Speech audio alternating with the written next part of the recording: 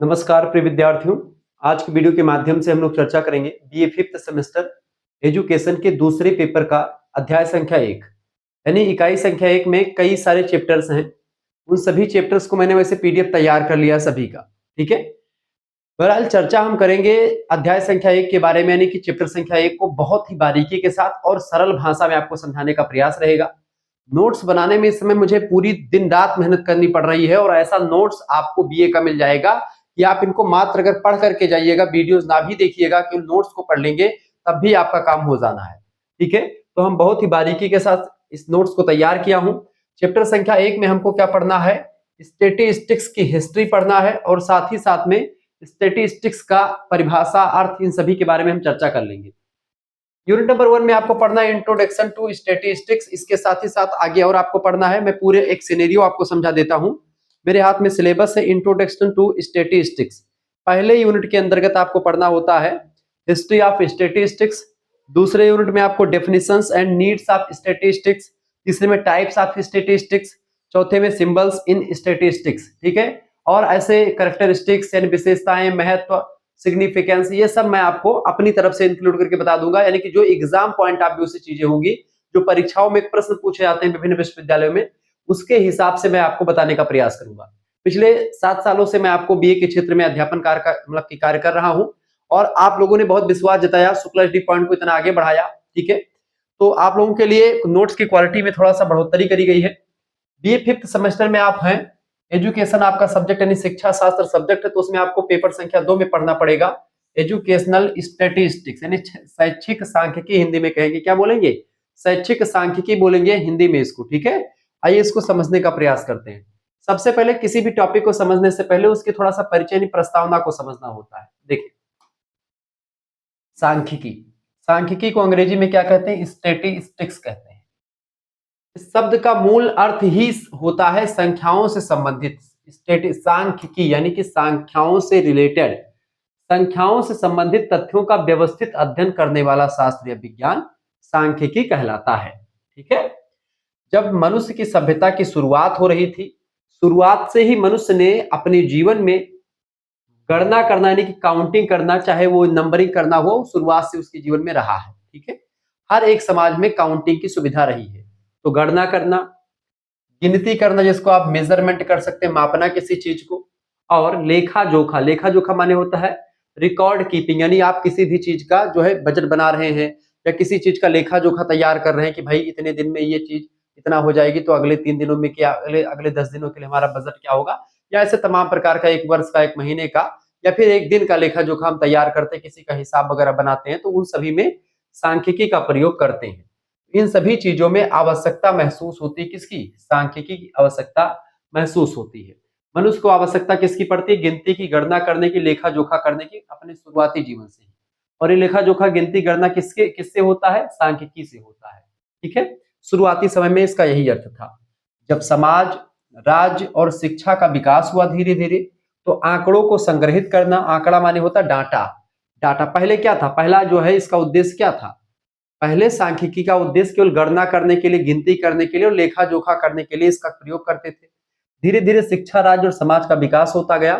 फिर शिक्षा के बारे में आंकड़े इकट्ठा करना हुआ, राज्य से संबंधित कोई आंकड़ा इकट्ठा करना हुआ, डाटा कलेक्शन करना हुआ, सामाजिक मुद्दों पर कोई रिसर्च कर रहा है तो वहां पर मुद्दा इकट्ठा करने, मतलब कि तमाम डाटा, तमाम जानकारी इकट्ठा करने की जो एक प्रकार से विधि है, वो विधि बेसिकली के रूप में आपका सांख्यिकी सामने आती है।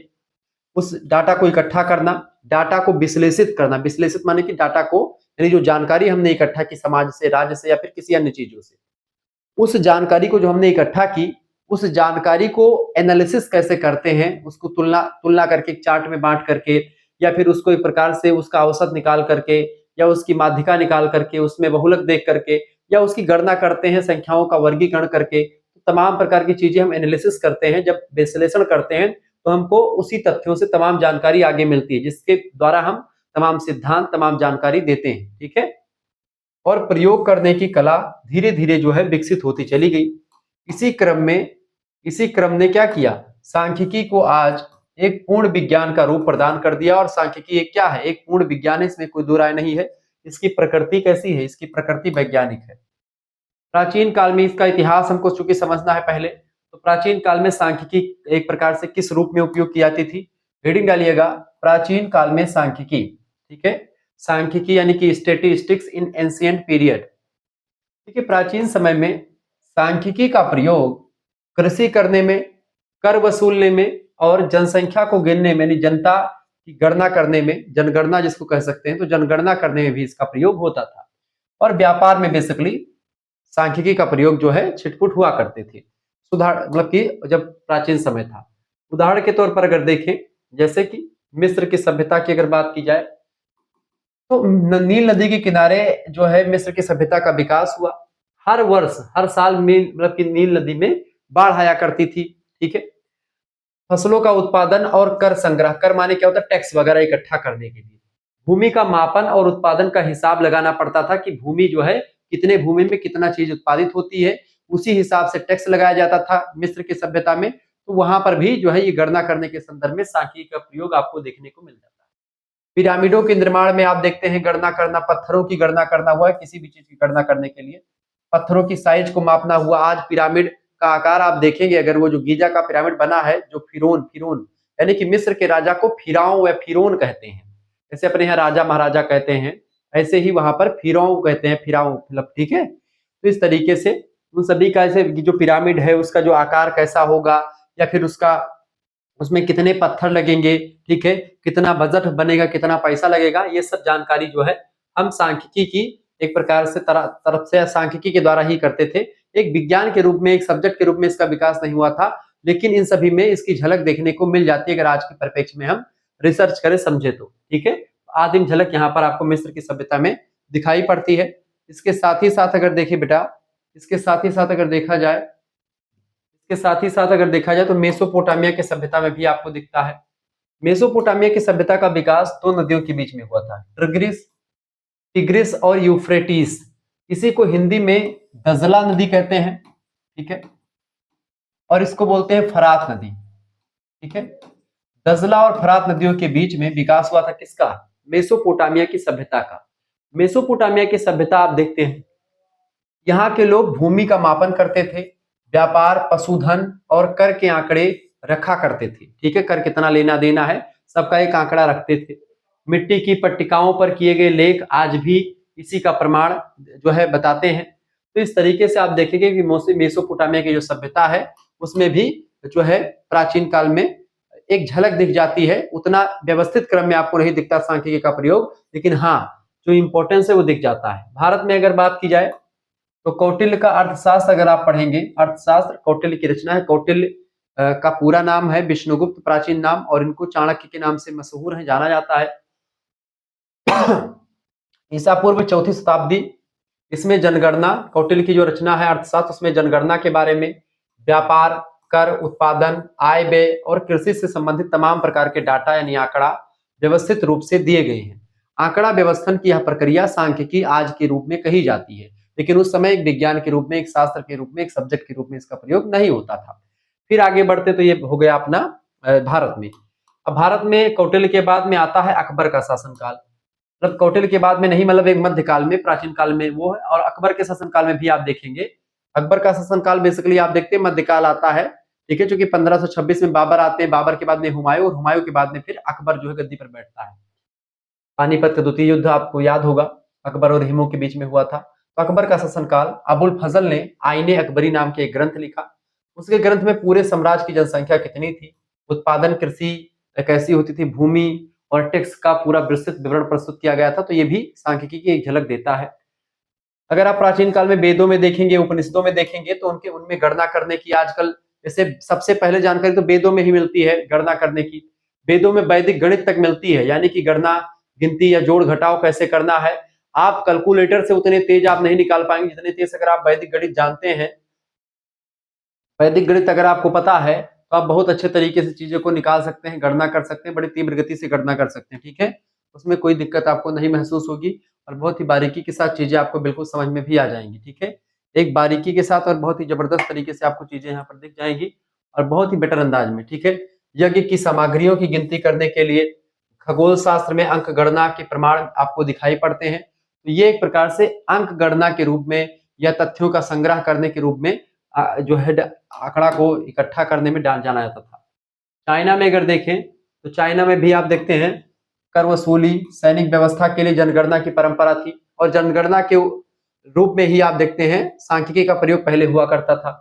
निष्कर्षतः हम कह सकते हैं कि प्राचीन काल में सांख्यिकी मुख्यतया राजस्व और संसाधनों के प्रबंधन तक ही सीमित था, यानी केवल राजस्व ने टैक्स और संसाधन को इकट्ठा करने में या उसकी गणना करने के लिए सांख्यिकी का प्रयोग हुआ करता था। ठीक है, दूसरा समय आता है मध्यकाल का। मध्यकाल में सांख्यिकी का अगर दौर देखें तो इस काल में सांख्यिकी का प्रयोग मुख्यतया राजनीतिक प्रशासन चलाने में, कर इकट्ठा करने में और युद्ध की नीतियों को बनाने में सांख्यिकी का प्रयोग आपको दिखेगा। प्रमुख बिंदुओं की अगर बात की जाए, यूरोप के राजा अपने राज्यों की जनगणना, जनसंख्या और सैनिक संख्या, कृषि उत्पादन और आय व्यय की जानकारी रखा करते थे। यह सांख्यिकी के द्वारा ही एक प्रकार से मैनेज होता था, लेकिन उनको नहीं पता था कि सांख्यिकी एक सब्जेक्ट है और ना उस समय इसका विकास हुआ था, लेकिन इसका सांख्यिकी का जो रूप है थोड़ा बहुत वो दिख जाता है। जर्मनी में स्टेटिस्टिक शब्द का प्रचलन जो है आया, जिसका अर्थ है राज्य से संबंधित तथ्यों का अध्ययन करना। राज्य से संबंधित जो जानकारी है उसके अध्ययन करने को स्टैटिस्टिक कहते थे। ठीक है, इसीलिए इसका बाद में स्टेटिस्टिक शब्द की उत्पत्ति हो जाती है। इस स्टेटिस्टिक शब्द की उत्पत्ति किससे हुई? स्टेट शब्द से हुई, राज्य शब्द से इसकी उत्पत्ति हुई है और इसलिए आप देखते हैं राज्य शब्द से इसकी उत्पत्ति राज्य की गणना करने के राज्य में राजस्व सभी के लिए उपयोग में आई। निष्कर्षतः हम कह सकते हैं कि मध्यकाल में सांख्यिकी को राज्य संचालन की कला यानी आर्ट ऑफ स्टेट क्राफ्ट माना जाता था, यानी राज्य संचालन की कला के रूप में इसका प्रयोग किया जाता था। अब आता है आधुनिक काल का समय। आधुनिक काल में सांख्यिकी का जो विकास हुआ उसमें आप देखते हैं बेसिकली जबरदस्त तरीके से 17वीं और 18वीं शताब्दी का समय सांख्यिकी ने क्या किया, वैज्ञानिक और गणितीय रूप लेना शुरू कर दिया और यहीं से एक वैज्ञानिक, एक विज्ञान के रूप में शास्त्र उभरा।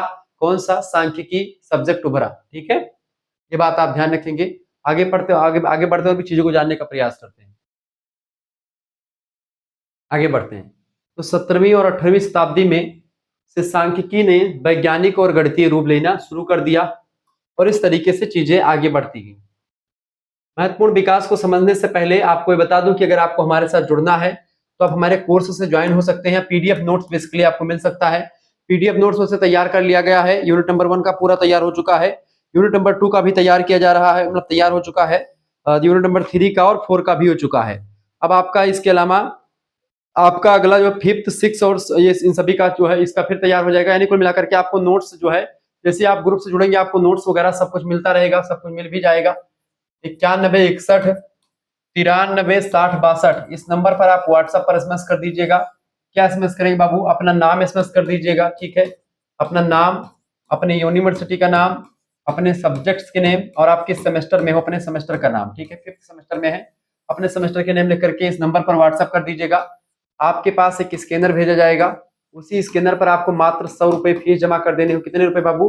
केवल 100 रुपए आपको फीस जमा कर देनी है। यह फीस आप खुद भी जमा कर सकते हैं, किसी दूसरे से भी आप फीस जमा करवा सकते हैं, ये बात आप ध्यान रखेंगे। ठीक है, इसी स्कैनर पर आपको फीस किसी दूसरे से भी जमा करवा देनी है।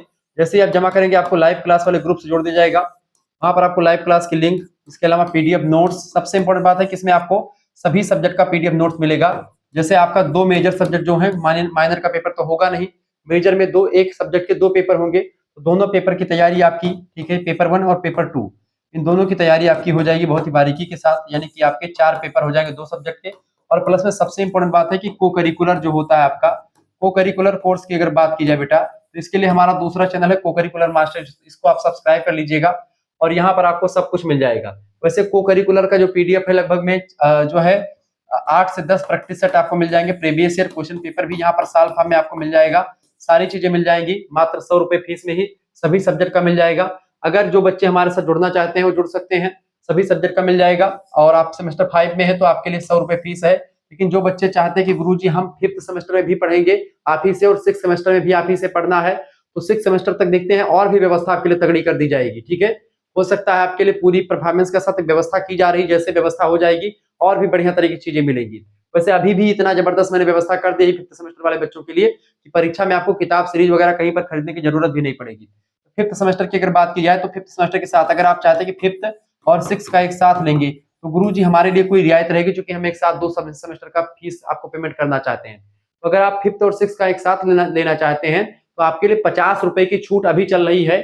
और जो बच्चे तुरंत एसएमएस करेंगे और बोलेंगे गुरुजी हमको 5th और 6th का चाहिए और हमको 100 रुपए मतलब कि हमको 150 रुपए वाला कोर्स है जिसमें हम 5th और 6th दोनों का कोर्स चाहिए हमको, उनके लिए पूरी व्यवस्था के साथ मिल जाएगा। केवल 150 रुपए में उनका पूरा बीए कंप्लीट, यानी कि 5th और 6th मिला करके 1 साल के लिए आपको एक प्रकार से एडमिशन हो जाएगा। उसमें आपको फिर दोबारा पैसे देने की जरूरत नहीं पड़ेगी। 5th और 6th का आपका हो जाएगा दोनों का, ठीक है। आप लास्ट पेपर भी आप दीजिएगा आराम से, कोई दिक्कत की बात नहीं होगी, सब कुछ आपको यहाँ पर मिलता रहेगा। और अभी से पेमेंट कर देंगे तो सबसे पहले जैसे ग्रुप बनेगा तैसे आप उसमें इंक्लूड कर दिए जाएंगे। तो इस तरीके से आपके लिए बेहतर व्यवस्था है। जिन बच्चों को जुड़ना तुरंत जुड़ जाइएगा। मान लेते लाइव क्लास जो हो चुकी है उसका पीडीएफ, उसका वीडियो लेक्चर सब कुछ आपको मिल जाएगा ताकि आप वो देख ले। Model paper, revision class, marathon class, previous question paper, अति लघु उत्तरीय, लघु उत्तरीय, दीर्घ उत्तरीय टाइप के क्वेश्चन पेपर सब कुछ आपको मिलेंगे। कहीं पर भटकना नहीं है। सभी विश्वविद्यालयों का सिलेबस यही है। सभी विश्वविद्यालयों में जो भी चीजें आपको पढ़ाई जाएंगी सब कुछ आपको यहाँ पर मिल जाएगा। किसी भी विश्वविद्यालय के किसी भी कॉलेज में आप पढ़ रहे हैं सब आप पढ़ सकते हैं हमसे, ठीक है। चूंकि आप राम मनोहर लोहिया विश्वविद्यालय, वीर बहादुर सिंह पूर्वांचल, महात्मा गांधी काशी विद्यापीठ, जननायक चंद्रशेखर बलिया विश्वविद्यालय, महाराजा सुहेल देव आजमगढ़ विश्वविद्यालय, छत्रपति साहू जी महाराज कानपुर विश्वविद्यालय, चौधरी चरण सिंह मेरठ विश्वविद्यालय, प्रोफेसर रज्जू भैया state university, doctor Bhimrao Ambedkar Agra विश्वविद्यालय, बुंदेलखंड यूनिवर्सिटी झांसी, सिद्धार्थ केपल वस्तु, मां पाटेश्वरी बलरामपुर विश्वविद्यालय, डॉक्टर राम मनोहर लोहिया विश्वविद्यालय, ठीक है। महात्मा गांधी काशी विद्यापीठ हो ही गया, दीनदयाल उपाध्याय गोरखपुर विश्वविद्यालय हो ही गया, एमजी पैरू बरेली रोहिलखंड विश्वविद्यालय, मां शाकंभरी सहारनपुर विश्वविद्यालय, इसके अलावा राजा महेंद्र प्रताप सिंह अलीगढ़ यूनिवर्सिटी। ऐसे तमाम प्रकार के और विश्वविद्यालय हैं जिनमें यही चीजें आपको पूछी जाएंगी। उत्तर प्रदेश सभी स्टेट यूनिवर्सिटी या फिर जितने भी ऐसे यूनिवर्सिटी जो कि नेशनल एजुकेशन पॉलिसी के अंतर्गत आते हैं उन सभी के लिए यही लेक्चर है, ध्यान रखिएगा। यही चीज आपको सभी विश्वविद्यालय में पढ़नी पड़ती है। आपका सिलेबस अगर है एजुकेशनल स्टैटिस्टिक्स तो आपको यही चीजें पढ़नी है, ये बात आप ध्यान रखिएगा। वैसे समाज शास्त्र में भी आपको जो है सोशल रिसर्च मेथड पढ़ना पड़ता है, उसमें भी इन चीजों का जिक्र आपको मिल जाता है, ठीक है। ये बात आप ध्यान रखिएगा। तुरंत इसमें कीजिए, जुड़ जाइए हमारे साथ। तो आधुनिक काल की शुरुआत, महत्वपूर्ण विकास की अगर बात की आधुनिक काल की, ये सब नोट्स आप देखिए कितना पावरफुल कंटेंट आपके लिए। अब इसको पीडीएफ के रूप में पढ़ेंगे एकदम से धाकड़, अभी ये कैमरे में थोड़ा सा कम आ रहा होगा एचडी क्वालिटी में, लेकिन जब इसको पीडीएफ नोट पढ़ेंगे एकदम फुल एचडी में रहेगा। आई कांटेक्ट के हिसाब से बनाया गया ताकि आपको पढ़ने में कोई दिक्कत भी नहीं होगी, इसको मजा आ जाएगा पढ़ने में। ऐसा नोट्स आज तक जो है, अगर मैं चाहता हूं कि अगर मुझे ऐसा नोट्स मिल गया होता तो मैं परीक्षा में पूरा टॉप कर देता। चलिए, संभाव्यता सिद्धांत, प्रोबेबिलिटी थियरी, देखिए पास्कल और जो है एक मिनट, महत्वपूर्ण विकास जो 17वीं 18वीं शताब्दी में क्या हुआ, संभाव्यता सिद्धांत आया। पास्कल और फर्मेट ने जुआ और खेलों का अध्ययन करते हुए प्रोबेबिलिटी की नींव रखी। प्रोबेबिलिटी यानी कि संभाव्यता या जिसको प्रायिकता वगैरह कहते हैं या संभाव्यता, उसकी नींव रखी खेल वगैरह में, ठीक है। बाद में बीमा, जोखिम और व्यापार में इसका प्रयोग जो है सांख्यिकी का होने लगा। दूसरी बात, जनसंख्या और मृत्यु के दर अध्ययन करने में जॉन ग्राउंट महोदय ने 1620 से 1674 ईस्वी ने बिल्स ऑफ मोर्टेलिटी के आंकड़ों का अध्ययन करके पहली बार जनसंख्या सांख्यिकी की नींव रखी। जनसंख्यात्मक सांख्यिकी की नींव किसने रखी? जॉन ग्राउंट ने। विलियम पेटी की अगर बात करें तो उन्होंने अर्थव्यवस्था और जनसंख्या से जुड़े आंकड़ों को व्यवस्थित किया। सबसे पहले अर्थव्यवस्था से जुड़े आंकड़ों को सांख्यिकी के रूप में व्यवस्थित किया, जनसंख्या से जुड़े आंकड़ों को व्यवस्थित किया, उसमें सांख्यिकी की झलक आपको दिख जाती है। फिर आता सामाजिक सांख्यिकी। सामाजिक सांख्यिकी की अगर बात की है, सोशल स्टैटिस्टिक्स। एडोल्फ ह्यूटलेट ने समाज विज्ञान और मानव व्यवहार का अध्ययन करने के लिए सांख्यिकी का प्रयोग किया। उन्होंने औसत मानव यानी कि एवरेज मैन की अवधारणा दी। ये औसत मानव जो है बेसिकली ये सेंट्रल टेंडेंसी में औसत यानी कि जो समांतर माध्य होता है, गणित में इसी को जो है एवरेज कहते हैं basically. Equal distribution is called average, ठीक है। ये बात आप यानी कि बराबर बराबर भागों में बांटना ये औसत होता है। सेम काम वही माध्य का भी होता है। तीसरी यूनिट में, चौथी यूनिट में आपको पढ़ना पड़ता है माध्य के बारे में, माध्यिका के बारे में और बहुलक के बारे में, वो भी पढ़ाए जाएंगे आपको। गणितीय सांख्यिकी का विकास, कॉल पर्सन ने सहसंबंध यानी कि कोरिलेशन का विचार दिया। कोरिलेशन भी आपको सहसंबंध भी पढ़ना होता है, ठीक है।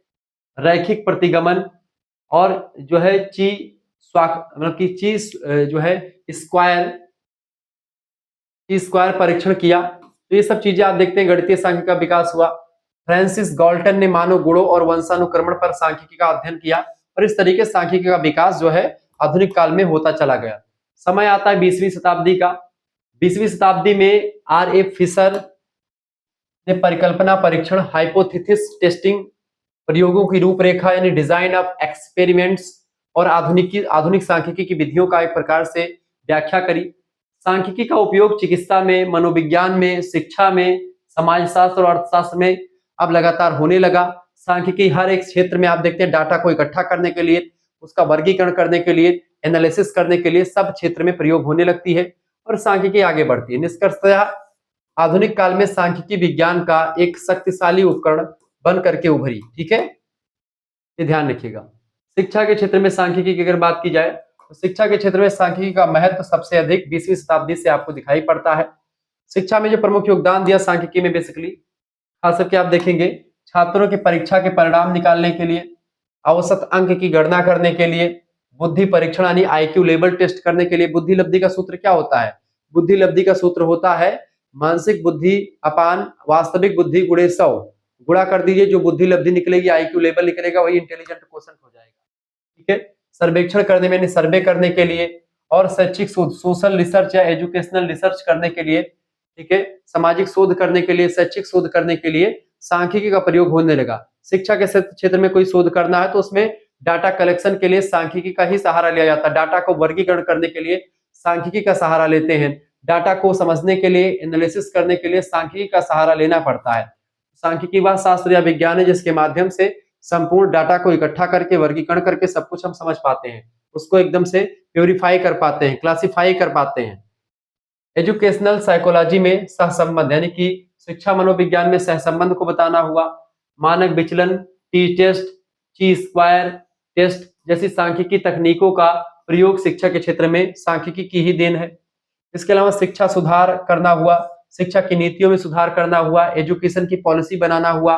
ठीक है, इन सभी के निर्माण में सांख्यिकी के आंकड़ों का प्रयोग होता है। सांख्यिकी के द्वारा आंकड़े निकाले जाते हैं, उसके आधार पर चीजें करी जाती हैं।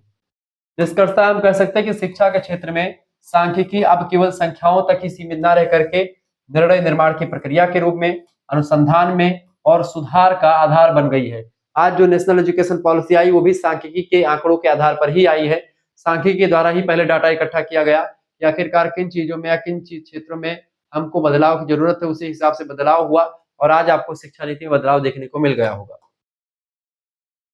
समग्र निष्कर्ष के रूप में अगर देखें इसके विकास को, देखिएगा सबसे पहले बात प्राचीन काल में क्या हुआ, कृषि, कर और जनसंख्या की गिनती करने के लिए सांख्यिकी का प्रयोग करते थे। रिकॉल करते पूरा जो हमने पढ़ाया अभी तक। प्राचीन काल में सांख्यिकी का विकास कैसे हुआ? कृषि के क्षेत्र में क्या आता था? कर वसूलने के लिए और गणना करने के लिए, जनगणना करने के लिए, जनसंख्या की गिनती करने के लिए। मध्यकाल में राज्य प्रशासन और युद्ध कला के लिए युद्ध व्यवस्था में सांख्यिकी का उपयोग होने लगा। आधुनिक काल तक आते आते वैज्ञानिक विकास हुआ इसका और वर्तमान काल में अगर देखें तो शिक्षा में, मनोविज्ञान में, समाजशास्त्र में, राजनीति शास्त्र में, अर्थशास्त्र में, इन सभी विषय में आप देखते हैं सांख्यिकी को पढ़ना पड़ता है। जैसे कि जो है इकोनॉमिक्स में भी आपको ये चैप्टर पढ़ना पड़ता है सांख्यिकी वाला पूरा। ठीक है, समाज शास्त्र में भी पढ़ना पड़ता है सोशल रिसर्च मेथड। इसके अलावा आपको जो है पॉलिटिकल साइंस में भी पढ़ना पड़ेगा, आपको इस मनोविज्ञान में तो पढ़ना ही पड़ता है, शिक्षा शास्त्र में आप पढ़ ही रहे हैं। इस प्रकार सांख्यिकी का इतिहास हमें यह बताता है कि सांख्यिकी केवल संख्याओं का खेल नहीं बेटा, बल्कि यह मानव सभ्यता के विकास की एक यात्रा रही है। मनुष्य के सभ्यता का विकास जैसे जैसे हुआ वैसे वैसे सांख्यिकी भी धीरे धीरे करके आगे बढ़ती जाती है। और इस तरीके से आपने सांख्यिकी के इतिहास को समझा, मैंने बड़ी ही बारीकी के साथ बताया। एक और शुक्ल पॉइंट के अनुसार एक थोड़ा सा नोट्स तैयार कर लीजिए। सांख्यिकी का इतिहास वह प्रकाश है जो मानव सभ्यता की प्रगति का मार्ग दिखाता है कि मनुष्य की सभ्यता का विकास कैसे कैसे हुआ, वैसे वैसे सांख्यिकी का रूप, सांख्यिकी का जो क्राइटेरिया है, उसका जो स्कोप है वो भी बढ़ता चला जाता है। प्राचीन युग में यह कर उत्पादन की गिनती करती थी, वही मध्यकाल में आकर के प्रशासन और राज शक्ति का साधन बनती है और आधुनिक युग में यह विज्ञान, अनुसंधान और शिक्षा की जीवंत शक्ति बन चुकी है। और इस तरीके से सांख्यिकी के इतिहास को आपने समझा और पढ़ा। अब सांख्यिकी के इतिहास को समझने के बाद में हम चर्चा करेंगे सांख्यिकी की परिभाषा के बारे में, यानी डेफिनेशंस ऑफ सांख्यिकी, डेफिनेशंस ऑफ स्टैटिस्टिक्स। हेडिंग डालिएगा, सांख्यिकी की परिभाषा। ठीक है, पारंपरिक परिभाषा पहले समझते हैं, ट्रेडिशनल डेफिनेशंस को, जिसको खास करके कई विद्वानों ने दिया, फिर उसके बाद में आधुनिक परिभाषाएं देखेंगे। एक विद्वान है ए.एल. बाउली। ए.एल. बाउली कहते हैं statistics is the science of counting, यानी कि सांख्यिकी गणना का विज्ञान है। किसने कहा? सांख्यिकी गणना का विज्ञान है। ऐसा किसने कहा था बेटा? सांख्यिकी गणना का विज्ञान है। किसने कहा? ए.एल. बाउली ने क्या कहा कि सांख्यिकी गणना का विज्ञान है। Statistics is the science of counting, यानी गिनती करने का एक विज्ञान है सांख्यिकी। ठीक है, सरल परिभाषा, इसमें कोई रटने की जरूरत नहीं, ऑब्जेक्टिव में क्वेश्चन आ सकता है। हाँ, ये भी ध्यान रखेंगे, अभी लास्ट में हम ऑब्जेक्टिव क्वेश्चन भी आपके लिए रखे हैं, उसको भी हम आपको बताएंगे। ठीक है, चलिए इसके अलावा आगे देखेंगे वेबस्टर्स डिक्शनरी। वेबस्टर डिक्शनरी या शब्दकोश में, यानी डिक्शनरी मतलब एक पुस्तक है, उसी में लिखा है इसकी परिभाषा सांख्यिकी की। Statistics is classified fact representing the conditions of people in a state. सांख्यिकी स्टेटिस इज क्लासिफाइड, उन तथ्यों का वर्गीकृत रूप होता है, facts representing the conditions of people in A state, यानी उन तथ्यों का वर्गीकरण करता है सांख्यिकी जो किसी राज्य में लोगों की स्थिति को दर्शाते हैं। किसी राज्य में लोगों की सिचुएशन या स्थिति क्या है, उस स्थिति को दर्शाता है, तथ्यों का वह वर्गीकरण जो कि किसी राज्य की स्थिति को दर्शाता है, लोगों की स्थिति को दर्शाता है, वही सांख्यिकी दर्शाता है। विशेषता, इन परिभाषाओं में सांख्यिकी को मुख्यतया संख्याओं और गणना तक ही सीमित रखा जाता है पारंपरिक परिभाषाओं में। लेकिन जब आधुनिक परिभाषाओं की बात करते हैं, मॉडर्न डेफिनेशंस की, इसमें आते हैं, उनका नाम है बॉडिंगटन। बॉडिंगटन कहते हैं कि statistics is the science of estimates and probabilities, यानी कि सांख्यिकी अनुमान और संभावनाओं का विज्ञान है। ये क्या है, ये अनुमान और संभावनाओं का क्या है, विज्ञान है। कौन, सांख्यिकी। सांख्यिकी अनुमान और संभावनाओं, ठीक है, यानी कि एस्टिमेट्स एंड प्रोबेबिलिटी का साइंस है। कौन, स्टैटिस्टिक्स, यानी कि सांख्यिकी। किसने कहा, बॉडिंगटन ने कहा, बॉडिंगटन ने। अगले विद्वान आते हैं, इनका नाम है प्रोक्सटन एंड काउडेन। ये कहते हैं कि स्टैटिस्टिक्स में be defined as the science, यानी कि सांख्यिकी वह विज्ञान है ऑफ कलेक्शन, इसमें क्या क्या आता है, collection, presentation, analysis and interpretation of numerical data, यानी कि सांख्यिकी वह विज्ञान है जिसमें संख्यात्मक आंकड़ों का संग्रह किया जाता है, आंकड़ों का प्रस्तुतिकरण किया जाता है, आंकड़ों का विश्लेषण किया जाता है और आंकड़ों की व्याख्या भी करी जाती है। ठीक है, यानी संख्यात्मक आंकड़ों का संग्रह, प्रस्तुतिकरण, विश्लेषण और संख्याओं की व्याख्या करना, ये एक प्रकार से जो है क्रॉक्सटन और काउडेन ने कहा कि सांख्यिकी वह विज्ञान है जिसमें संख्यात्मक आंकड़ों का इकट्ठा किया जाता है, संग्रह किया जाता है, उसको प्रस्तुत किया जाता है, उसको एनालिसिस यानी विश्लेषण किया जाता है और उसकी व्याख्या की जाती है। ठीक है, ये बात आप ध्यान रखेंगे। अगले विद्वान है हॉरेस सीक्रेट्स। हॉरेस सीक्रेट्स कहते हैं, ये कहते हैं कि सांख्यिकी उन तथ्यों का समूह है जो अनेक कारणों से प्रभावित होते हैं और जिन्हें संख्यात्मक रूप में व्यक्त करने की किसी निश्चित उद्देश्य के लिए व्यवस्थित ढंग से एकत्र किया जाता है, यानी कि एक तथ्यों का ऐसा समूह जिनको कई कारणों से जो तथ्य प्रभावित होते हैं, जिन्हें संख्यात्मक रूप में व्यक्त करने के लिए किसी निश्चित उद्देश्य के लिए व्यवस्थित किया जाता है, आंकड़ों को इकट्ठा करने के लिए सांख्यिकी का प्रयोग करते हैं। विशेषतया आधुनिक परिभाषाओं में सांख्यिकी को केवल संख्या तक सीमित न रख करके संग्रह करना, किसी भी चीज को प्रस्तुत करने के लिए, किसी भी चीज का विश्लेषण यानी एनालिसिस करने के लिए और किसी भी चीज को निष्कर्ष निकालने के लिए हम एक प्रकार से प्रयोग में लाते रहे। तो सांख्यिकी का यह एक प्रकार से परिभाषा बड़ी जबरदस्त है। आधुनिक विद्वानों ने सांख्यिकी को इसका स्कोप बढ़ गया आधुनिकता में आते आते और एक विस्तृत क्षेत्र में सांख्यिकी का प्रयोग होने लगा। आज अधिकतर विज्ञानों में, अधिकतर ह्यूमैनिटीज के सब्जेक्ट में सांख्यिकी का प्रयोग होता है, डाटा कलेक्शन के लिए, डाटा क्लासिफिकेशन के लिए, डाटा को एकत्र करने के लिए, डाटा का तुलनात्मक अध्ययन करने के लिए, सहसंबंध बताने के लिए, हर एक क्षेत्र में सांख्यिकी का उपयोग होता है। ठीक है, किसी भी डाटा, किसी भी रिसर्च में कोई भी रिसर्च स्कॉलर बिना सांख्यिकी के प्रयोग करके वो कोई रिसर्च नहीं कर सकता है। ठीक है, चलिए अगला टॉपिक, अगला हेडिंग डालिएगा भारतीय दृष्टिकोण, इंडियन पर्सपेक्टिव्स के अनुसार परिभाषा अगर देखें, आरसी बोस महोदय कहते हैं कि सांख्यिकी वह पद्धति है जो संख्यात्मक आंकड़ों और अनुमानित जोखिमों के आधार पर अनिश्चित परिस्थितियों में निर्णय लेने में सहायक होती है। अनिश्चित परिस्थितियों में भी निर्णय लेने में सहायक होती है। ऐसी पद्धति, ऐसा मेथड है जो संख्यात्मक आंकड़ों यानी कि न्यूमेरिकल्स जो फैक्ट्स होते हैं और अनुमानित जोखिम होते हैं उनके आधार पर अनिश्चित परिस्थितियों में निर्णय लेने में महसूस होती है, सहायक होती है। ठीक है, महान भारतीय गणितज्ञ कौटिल्य जो है वो कहते हैं सांख्यिकी की परिभाषा को देते हुए यद्यपि उन्होंने स्टैटिस्टिक्स शब्द का प्रयोग नहीं किया, किसने, कौटिल्य महोदय ने, परंतु अपने अर्थशास्त्र में कर के बारे में, जनसंख्या और उत्पादन के आंकड़ों का विस्तृत उपयोग किया है। और इससे पता चलता है कि इन्होंने सांख्यिकी का प्रयोग जाने अनजाने में किया है। जो सांख्यिकी की व्यवहारिक परिभाषा हो सकती है कि भाई उसमें हम आंकड़ों का विस्तृत उपयोग कर सकते हैं, जनसंख्या, कर, उत्पादन, इन सभी के क्षेत्र में जो उन्होंने किया। समग्र दृष्टिकोण अगर देखें इसका, कॉम्प्रिहेंसिव व्यू अगर देखें, तो पारंपरिक परिभाषाओं में केवल गिनती और संख्याओं पर बल दिया गया था। वहीं आधुनिक परिभाषाओं में अगर हम देखें तो किसी भी चीज का संग्रह करने के लिए, संगठन के लिए, विश्लेषण के लिए डाटा का, और डाटा की व्याख्या को महत्व दिया जाता है। इस तरीके से आधुनिक परिभाषाओं में ये बताया गया जो है इसके अलावा आज के युग में अगर देखें तो सांख्यिकी को निर्णय लेने की वैज्ञानिक पद्धति माना जाता है। किसी भी चीज में अगर निर्णय लेना है, शोध करना, रिसर्च करना, तो वैज्ञानिक तरीकों से अगर आप चलेंगे और सांख्यिकी का प्रयोग करेंगे तो किसी भी मुद्दे पर आप निर्णय अच्छे तरीके से ले सकते हैं। इसीलिए सांख्यिकी केवल संख्या का खेल नहीं, बल्कि यह शिक्षा, मनोविज्ञान, अर्थशास्त्र और समाज में सही निर्णय लेने का एक आधार प्रस्तुत करती है।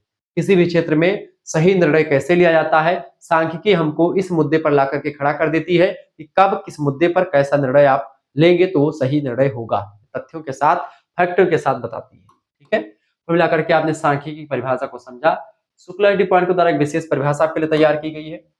देखिए, सांख्यिकी केवल संख्याओं का जोड़ घटाना नहीं होता कि संख्याओं को जोड़ना घटाना ही सांख्यिकी कहा जाता है। मात्र संख्याओं का खेल नहीं है सांख्यिकी, बल्कि सांख्यिकी बेटा यह उन तथ्यों का विज्ञान है सांख्यिकी जो हमें वास्तविकता को समझने में, परिस्थितियों का विश्लेषण करने में और अनिश्चितता में सही निर्णय लेने की शक्ति प्रदान करता है। सांख्यिकी वह दीपक है जो शिक्षा, समाज और जीवन की दिशा को स्पष्ट करता है। तो सांख्यिकी की परिभाषा इस तरीके से हम लोगों ने समझी। सांख्यिकी क्या है बेसिकली? सांख्यिकी में हमको अनिश्चितता में सही निर्णय लेने की शक्ति प्रदान करता है। सांख्यिकी उन तथ्यों का विज्ञान है जो हमें वास्तविकता को समझने, परिस्थितियों का विश्लेषण करने में मदद करती है। ठीक है, शिक्षा, समाज, जीवन सभी की दिशा में उपयोगी है। सभी की दिशा में शोध वगैरह, रिसर्च हो रहा है, बिना सांख्यिकी कोई रिसर्च नहीं होता है। डाटा कलेक्शन कैसे करना है, तमाम प्रकार की जानकारी हमको सांख्यिकी के माध्यम से मिलती है। आगे हम बढ़ेंगे, उससे पहले आपको बता दूं कि ये आपका यहाँ पर चैप्टर संख्या 1 समाप्त होती है। अब यूनिट नंबर 1 के जो एक प्रकार से जो इकाई के जो क्वेश्चन आंसर हैं वो हम चर्चा कर लेंगे लास्ट के चैप्टर्स में, यानी चैप्टर नंबर 4 में हम चर्चा कर लेंगे विस्तार से। बेसिकली अगला जो चैप्टर आपका आएगा इसका, उसमें हम लोग चर्चा करेंगे चैप्टर संख्या 2 के बारे में, यानी 5th सेमेस्टर एजुकेशन का जो चैप्टर नंबर 2 होगा, पेपर नंबर 2 का चैप्टर संख्या 2 एजुकेशनल स्टैटिस्टिक्स का। इसमें हम सांख्यिकी की आवश्यकता और सांख्यिकी के गुण यानी विशेषताएं दोनों को चर्चा करेंगे, क्योंकि ये इंपॉर्टेंट है।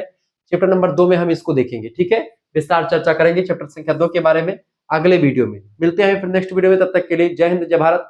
आप सभी का बहुत बहुत धन्यवाद हमारे से जुड़ने के लिए। इसी प्रकार से अपना प्यार हमेशा बनाए रखेंगे। हाँ, और जिन बच्चों को जुड़ना है हमारे साथ तो जुड़ सकते हैं, तुरंत एसएमएस कीजिएगा इस नंबर पर 91 61 93 60 62 पर एसएमएस कर दीजिएगा। मात्र 100 रुपए में फीस आपके लिए है। अपना नाम, अपनी यूनिवर्सिटी का नाम, अपने सब्जेक्ट के नेम और अपने सेमेस्टर के नेम लिख करके भेज दीजिएगा। जैसे आप इतना लिख करके इस पर व्हाट्सएप पर एसएमएस करेंगे, आपके पास एक स्कैनर भेजेंगे, उस स्कैनर पर आपको 100 रुपए फीस जमा कर देने होंगे।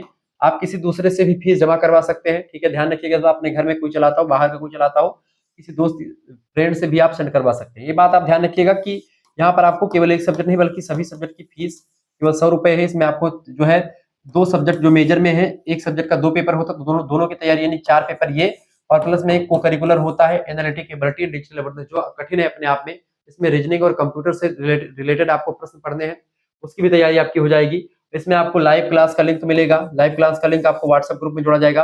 वहां पर पीडीएफ नोट्स मिलेंगे, वीडियो लेक्चर्स मिलेंगे। ठीक है, पीडीएफ नोट्स सब कुछ आपको मिल जाएगा। प्रीवियस ईयर क्वेश्चन पेपर भी मिल जाएगा। ऑब्जेक्टिव लिखित सब दोनों टाइप के, एक प्रकार से model paper, revision class, marathon class भी मिलेंगे। उन सभी का पीडीएफ भी मिलेगा। यूनिट वाइज आपका यूनिट वाइज पीडीएफ नोट्स तैयार किया गया है, तो वो सब यूनिट वाइज पीडीएफ नोट्स आपको ग्रुप में मिल जाएगा। सब कुछ आपको मिलेगा। क्लास तो आपकी चलती रहेगी, लेकिन नोट्स भी आपको पहले मिल जाएगा, ताकि आप जिनका मन है नोट्स से पढ़े, जिनका मन है वो जो है वीडियो से पढ़े। जैसा भी होगा आप तुरंत एसएमएस कीजिए, तुरंत जुड़ जाइए, देर मत कीजिए। चैप्टर संख्या 2 के लिए तैयार रहेगा, जल्दी वो भी वीडियो आएगी। धन्यवाद, मिलते हैं नेक्स्ट वीडियो, तब तक के लिए जय हिंद, जय भारत। आप सभी का बहुत बहुत धन्यवाद हमारे से जुड़ने के लिए। इसी प्रकार से अपना प्यार हमेशा बनाए रखेंगे। वीडियो को लाइक कर दीजिए, चैनल पर नए तो सब्सक्राइब कर दीजिएगा। और जो बच्चे 5th और 6th का दोनों का जुड़ना चाहते हैं, हम उनके लिए तो बताना भूल गए, अगर आप चाहते हैं कि 5th और 6th का दोनों का एक साथ जुड़े, तो उसके लिए 100 रुपए ना लग करके उनके लिए, मतलब उनके लिए 200 रुपए वैसे होनी चाहिए फीस। 2 सेमेस्टर का 200 रुपए फीस होती है। लेकिन अभी के लिए जो अगर जो बच्चे पहले जुड़ेंगे और इनके लिए व्यवस्था क्या है कि उनके लिए 50 रुपए की छूट चल रही है अभी, यानी 150 रुपए में ही उनके लिए पूरी व्यवस्था कर दी जाएगी। यानी 5th सेमेस्टर और 6th सेमेस्टर पूरा 1 साल तक पढ़ाई आपकी मात्र 100 रुपए फीस में करवाई जाएगी, ये बात आप ध्यान रखेंगे। ठीक है, चलिए फिर मिलते हैं हम नेक्स्ट वीडियो में चैप्टर संख्या 2 के साथ, ठीक, जिसमें हम लोग स्टैटिस्टिक्स की विशेषता, आवश्यकता और उसके गुण, क्वालिटी क्या होती है, इसको विस्तार से जानेंगे। ठीक है, बहुत बहुत धन्यवाद आप सभी का। वीडियो को लाइक, चैनल को सब्सक्राइब कर दीजिए।